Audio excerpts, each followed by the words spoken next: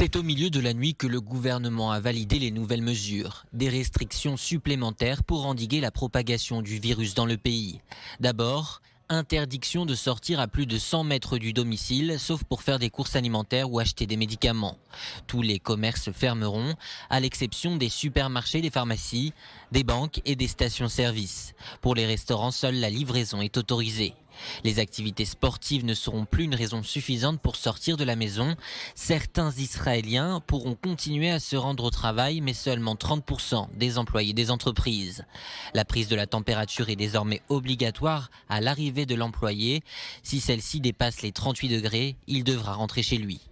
Les transports publics ne seront finalement pas complètement arrêtés, mais leur fréquence fortement réduite. Quant aux taxis, ils ne pourront plus transporter qu'un seul client à la fois. Les synagogues, mosquées et églises devront rester fermées, mais les rituels religieux pourront être célébrés à l'air libre. La police est désormais autorisée à intervenir en cas d'infraction à ces règles. La peine encourue est de 6 mois de prison et une amende de 5000 shekels, soit environ 1200 €. Dans la journée, Naftali Bennett a aussi lancé un appel aux malades du Covid-19.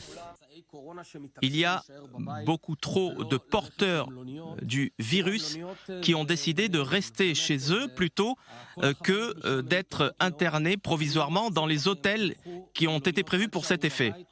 Ne restez pas chez vous parce que c'est inévitable. Vous allez contaminer les membres de votre famille.